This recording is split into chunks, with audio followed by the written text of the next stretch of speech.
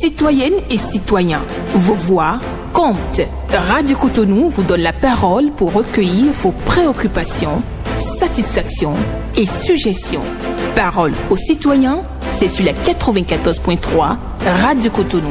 Parole aux citoyens, rejoignez-nous du lundi au vendredi de 9h à 9h30 en composant les numéros 40 11 17 18 ou 50 52 52 73.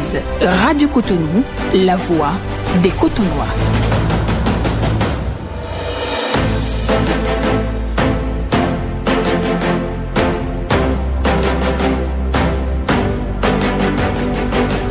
Parole aux citoyens. Yélian Pédé.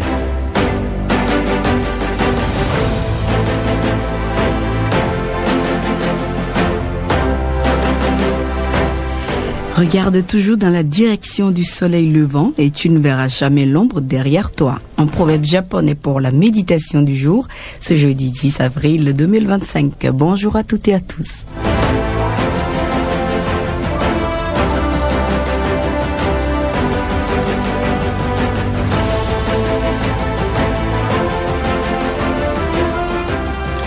Vos préoccupations, satisfactions et suggestions sont attendues au numéro 01 40 11 17 18 pour les femmes et 01 50 52 52 73 pour les hommes. Pas d'attaque personnelle et prenez la parole en toute courtoisie sur nos antennes. Blesse à classe sur la mise en onde de Michel Ounou pour le point ce matin pour la présentation. Yélian Pédé.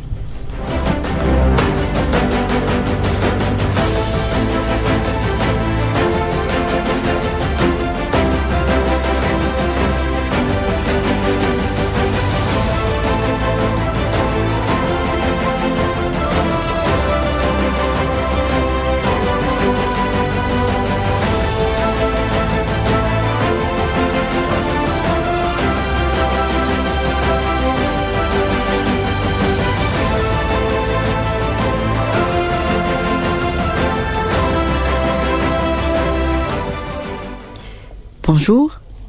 Bonjour, chère madame Yélian Pédé. Oui, bonjour monsieur, comment allez-vous? Je me porte très bien.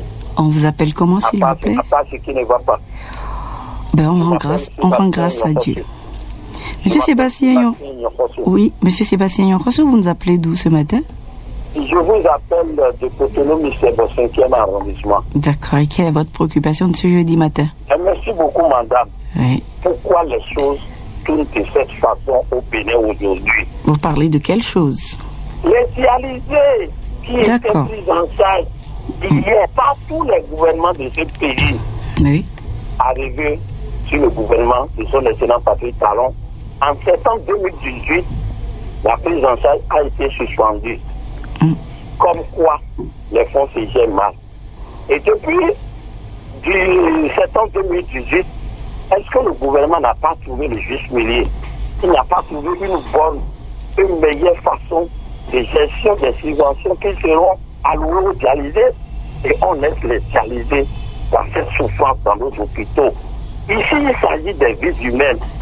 Et nul n'est volontairement malade pour obtenir des soins ou aller se coucher dans les hôpitaux pour avoir des soins. C'est un gouvernement. Ayez pitié. Le mercredi du 6 septembre 2024, il a été adopté un décret qui dit que désormais les intrants entrant dans la composition des kits de dialyse sont exonérés de droits et taxes de douane. Chers Béninois, savez-vous que depuis ce jour, rien n'a changé? Ce problème est là. Qu'est-ce qui se passe? Même ce problème était à l'Assemblée nationale et les députés, toutes tendances confondues, ont exhorté le gouvernement à prendre en charge les personnes souffrant de la dialyse. Okay. Vraiment, rien. Quel gouvernement fait quelque chose pour les dialysés? Ça fait pitié. J'ai même envie même de pleurer. Et nous sommes volontairement malades et nous sommes tous des malades ambulants.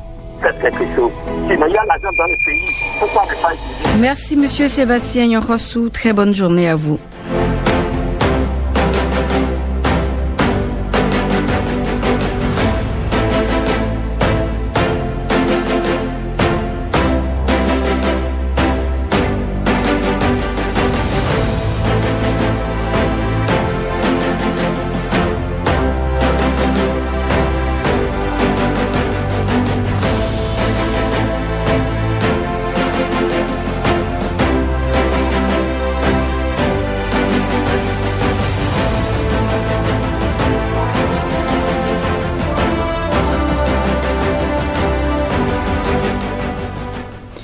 Allô, bonjour. Oui, bonjour Radio Cotonou. Comment allez-vous, monsieur? Je vais super bien maintenant, je viens très bien. À qui ai-je l'honneur? Je vais très bien également, merci. Oui. Moi, c'est Katadio Nissou Maxime. Monsieur Nissou Maxime Katadio, vous nous appelez d'où ce matin? Je vous appelle d'Aconville ce matin. Et quelle est votre préoccupation? J'ai deux petites préoccupations. On y va pour la première déjà. La première, j'interpelle très respectueusement le conseil, M. Jacques Adjaï, M. Jacques Ayadi, de bien vouloir prendre la voie quittant ce jour demain pour Ouida, c'est-à-dire Fatiro. L'éclairage n'est pas du tout bon. Ils ont foulé presque tous les panneaux solaires et les batteries. Et il y a un temps, la commune de Ouida avait arrêté les chefs flotteurs là, au niveau de la forêt de Ouida. Oui. On ne sait pas là où c'est ça, c'est en ligne. Maintenant, ils sont là et ils restent dans la forêt pour faire du mal à la population, à la petite population. Je souhaiterais au moins qu'on nous déclare la zone de la forêt, ce qui va faire du bien à la population. C'est bien préoccupation rapidement. Oui. Et je voudrais respectueusement remercier le gouvernement d'avoir fait le goudron quittant Bénin pour l'hôpital de zone de Vida. Je les remercie. Mais il y a un endroit qui dit tant qu'il reste à faire, rien n'est encore fait. Rien n'est encore fait, oui. Rien n'est encore fait. Je voudrais leur demander encore de poursuivre, c'est-à-dire quitter l'hôpital de zone pour Topa demain. Rencontrer le pavé de Topa demain. Oui. C'est la bien pour ça va faire du bien pour la population de cette zone. Merci, bonne journée à vous. Merci, bonne journée à vous aussi, monsieur.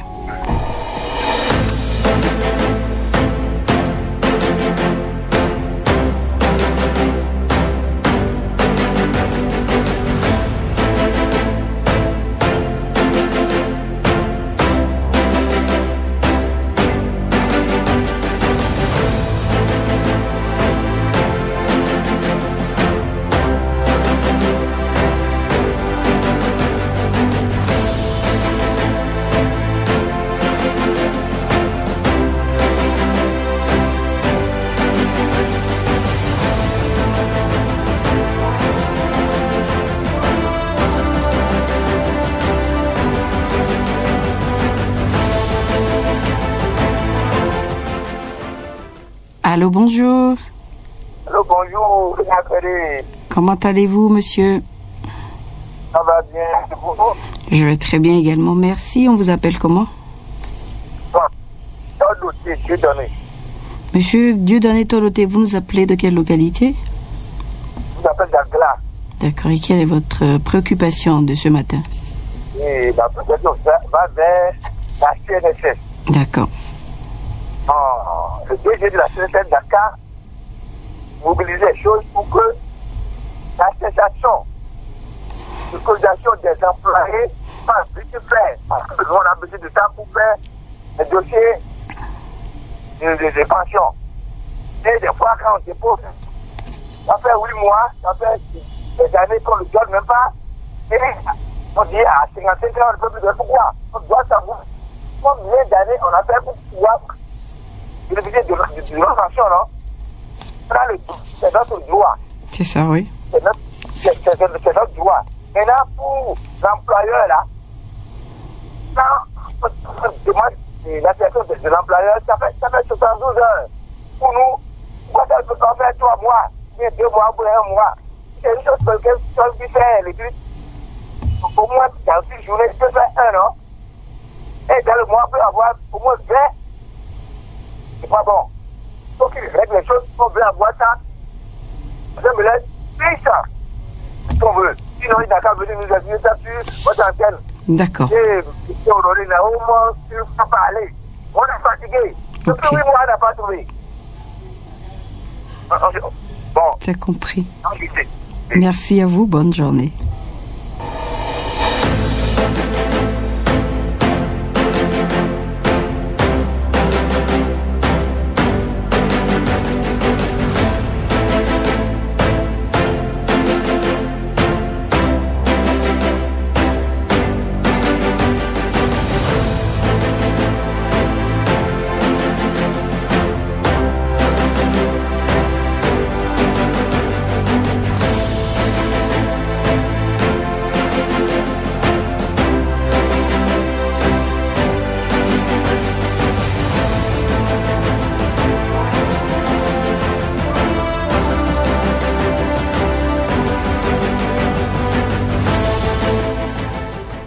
Allô, bonjour.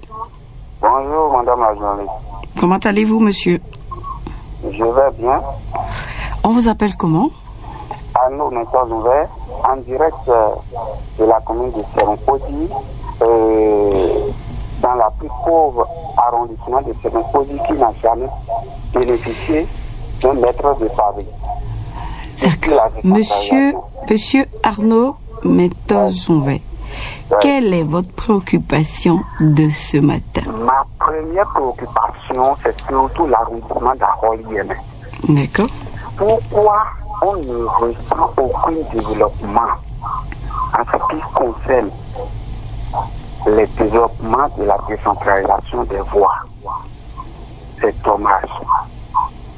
Madame, pour finir, je voudrais encore exhorter nos populations à aider la police républicaine pour ce qu'on est en train de sentir actuellement. Il y a votre radio qui nous dérange, là. Vous entendez le bruit? C'est mieux? Complètement, diminuez complètement. Allez-y. Oui. Allô? Oui, je vous entends, oui. Oh, il est parti.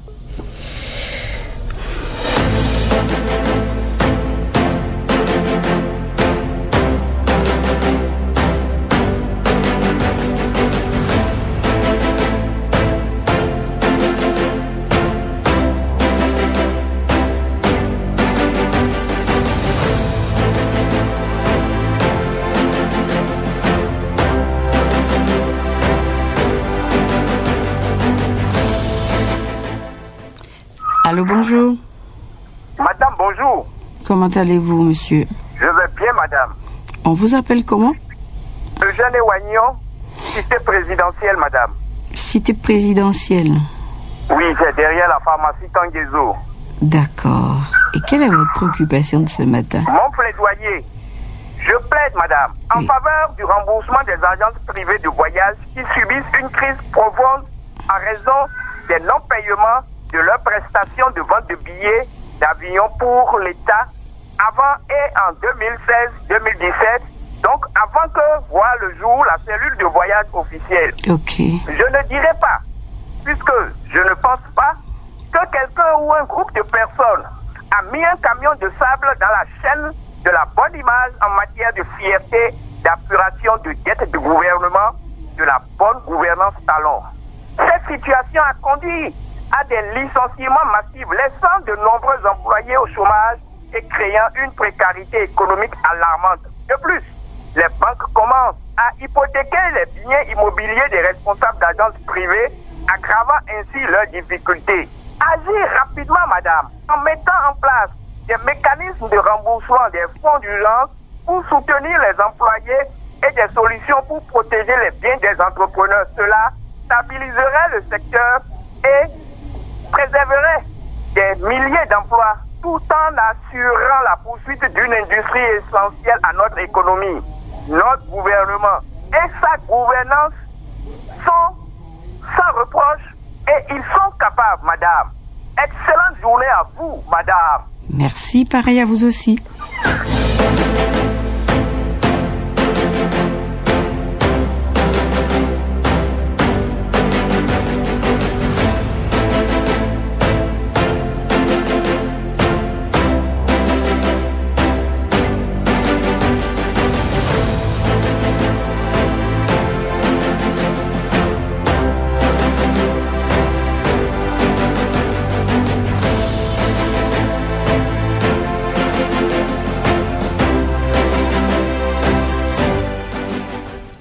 Allô, bonjour.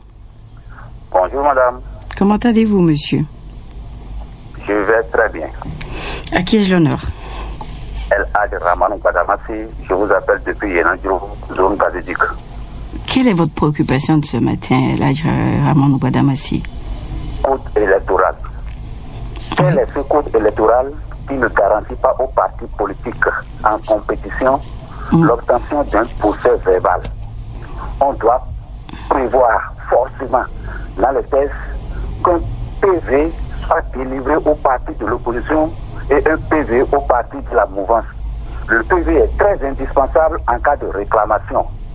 Autre chose, avec le taux de participation, avec le taux de 10% exigés pour être éligibles sur le plan national, nous avons eu de justesse 3 partis politiques qui siègent aujourd'hui à l'hémicycle. Maintenant, on passe à 20% et dans chaque circonscription électorale. Et comme vous d'oxygène, 10% pour les partis avec accord de gouvernance. Et même si avec ça, on risque encore que des partis n'aient pas 10% dans toutes les circonscriptions électorales. Et c'est pour cela qu'on parle déjà d'élections infructueuses. Élections infructueuses. Jusqu'à quand? Maintenant, je voudrais dire que lorsqu'on voit l'impasse que peut engendrer ce code électoral, il y a lieu de penser à corriger les choses. D'accord. Vous voyez, l'État ayant fait l'objet, je vais quitter ce registre rapidement pour terminer des dettes d'intérêt de l'État. Je dis, les dettes de l'État ayant fait l'objet de l'attestation de créance ne doivent pas souffrir de rien en ce qui concerne les paiements. Voilà pourquoi nous implorons le ministre des Finances, le DGB, le DGTCP, de vouloir payer les El Hadji Hamano Badamassi, je suis un peu perdu aujourd'hui, mais merci à vous. Bonne journée.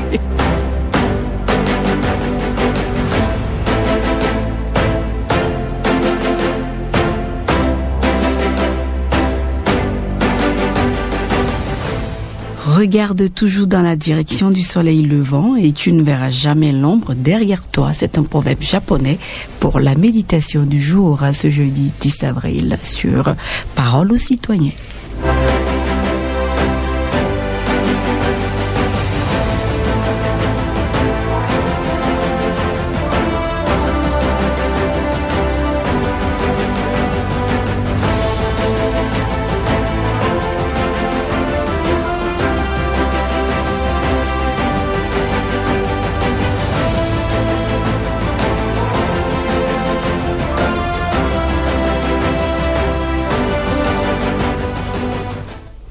Allô, bonjour.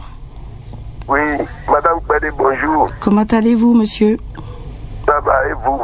Je vais très bien, merci. On vous appelle comment? Théodore Oussa, j'appelle ta papa. Quelle est votre préoccupation de ce matin, monsieur Théodore Oussa? Merci beaucoup. Salut-moi à votre technicien. Je réponds, son nom, Blaise Sacla. Je voudrais aller, ma préoccupation, je voudrais aller à Révier. D'accord. Et je dis Révier. Oui, oui. Je demande à la présidente de la République de nous faire tout possible avant de partir, de faire bonnage du Révier. De faire bonnage avant de partir, de pardon. C'est ça que la population du Révier là s'attend avant de construire. De faire bonnage, s'il vous plaît, monsieur le président, avant de partir. Aidez-nous. Aidez-nous à faire bonnage du Révier.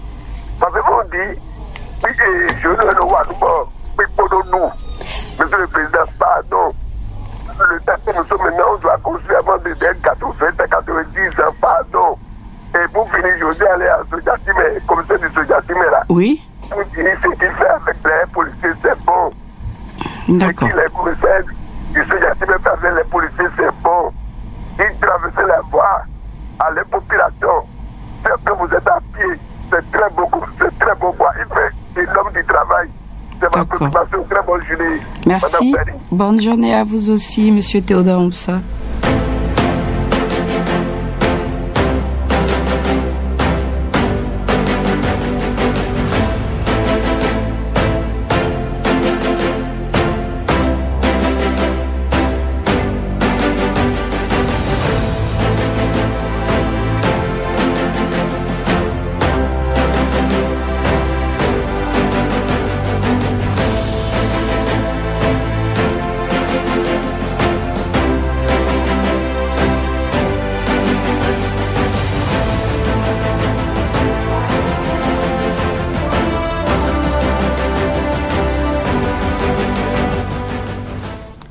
Allô, bonjour. Oui, madame Yelia Kbede, bonjour. Comment allez-vous, monsieur? Ça va très bien. C'est Bernadette Fabi depuis Maro Militaire. Monsieur Bernadette Fabi, quelle est la préoccupation de ce matin? Ok, je commence par la maison à Cotonou. Et je vous demande, ou bien je demande aux autorités de la maison de nous l'amener l'émission en Yoruba. D'accord. En même temps, profiter pour demander un groupe électrogène pour la maison. C'est entendu. Le secteur des caniveaux en cours dans la ville qui était délaissé, oui. Il y a une société qui a repris les travaux. Et celles qui sont en train de faire actuellement, ça me plaît beaucoup. Et je leur demande de continuer dans les autres sens aussi. Ensuite, le pont de Fifadi n'est plus éclairé. Mais c'est encore éclairé. Parce que il y a 2 poteaux que j'ai comptés hier qui sont éclairés. Alors que c'est par nos solaires que ça travaille. Pourquoi ne pas aller ouvrir la chambre où ils ont stocké les batteries et voir ce qui ne va pas et corriger ça pour qu'on puisse avoir l'éclairage au complet sur le pont. Parce que parfois, ça s'allume sur le pont, parfois c'est après le pont. Et que c'est un seul poteau qui s'allume tout le temps. Donc, ils n'ont qu'à penser à ça. Et pour finir, et comment on appelle révier. Oui. Nous avons besoin de lotissement pour le révier. Donc, que le chef de l'État pense à ça avant qu'il ne passe. Merci. Merci à vous, M. Bernard Favi. Bonne journée à vous.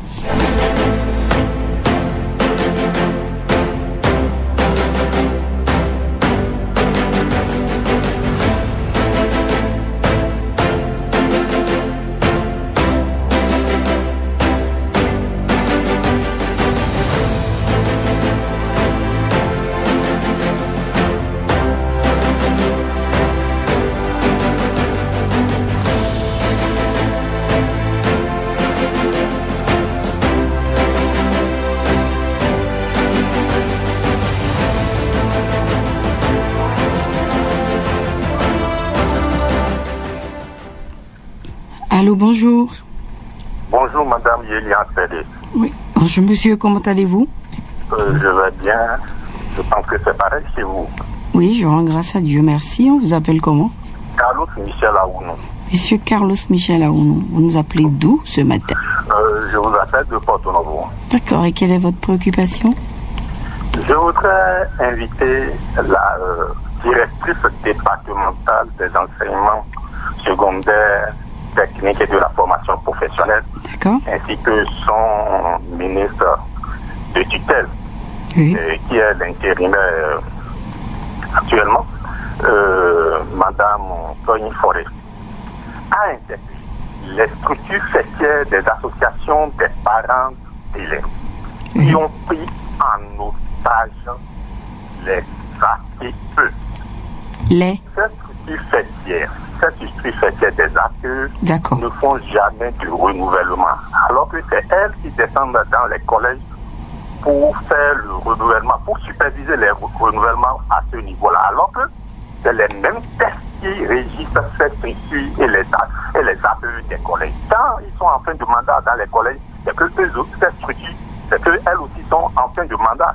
Normalement. Et quand on fait les renouvellements au niveau des collèges, ils doivent convoquer en assemblée générale les bureaux pour renouveler au niveau des collèges pour pouvoir les élire, elles autres. Elles ne le font jamais. C'est les mêmes qui sont là depuis des décennies. Je dis depuis des décennies. Qui n'ont plus d'enfants, ni de petits-enfants, ni d'arrière-petits-enfants dans les collèges.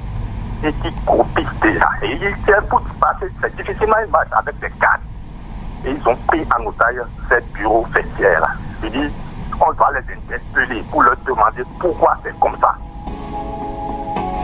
Ça, c'est ma première préoccupation. Ma deuxième préoccupation. Oui, si vous pouvez y aller rapidement, ce serait bien. Ok. Au niveau de la voiture qui quitte aussi la poubelle pour le DG sur les rings. Oui. Vraiment, voilà, c'est fini, monsieur Carlos Michel Aounou. Je vous souhaite une très bonne journée de l'autre côté de Porto Novo.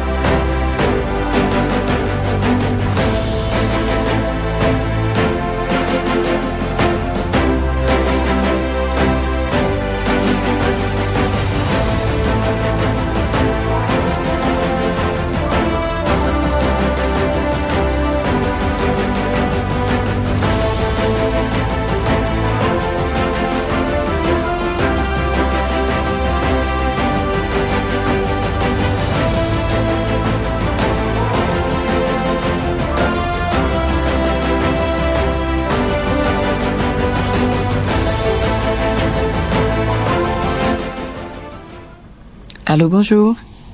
Oui, bonjour madame. Comment allez-vous, monsieur? Je bénis l'Éternel. Et de votre côté aussi? Je vais bien, merci. On vous appelle comment? C'était Guy Constant. Pardon? Monsieur Guy Constant Kété. Monsieur Constant Kété. Oui. D'accord. Et quelle est votre préoccupation de ce matin? Ma préoccupation va au ministère de la Santé. D'accord. Et au niveau du ministère de la Santé, je vois que les trucs ne s'organisent pas très bien. Pourquoi je suis en train de dire cela? Et entre-temps, ils ont demandé qu'il y a un bateau qui devait venir travailler pour des personnes gratuitement. Vous savez, c'est que la gratuité dans le pays. Donc, et là, on n'a pas du tout réparti, c'est-à-dire chaque secteur, pour que oui, tout le monde sache que oui, arrivé à tel niveau, je dois m'orienter à tel endroit, à tel endroit. Ça ne peut pas passer comme ça, et puis tout le monde est encore retourné plus. Alors, une prochaine fois, oui. Le ministère doit savoir que une prochaine fois, je dois dire, ça c'est l'ophtalmologie, ça c'est cardiologie, ça c'est tel temps, et tel jour, telle structure doit venir. Et que ça serait avantageux pour tout un chacun de nous, parce que il ne faudrait pas qu'on se déplace et aller miroiter la ville et revenir plus. C'est pour ça que j'ai appelé pour tenir informé le ministère. Merci et agréable journée à vous. Merci, pareil à vous aussi. Merci à tous nos auditeurs. Merci à Blaise. Bonne suite de programme sur Radio Cotonou. On se retrouve demain. Bye bye.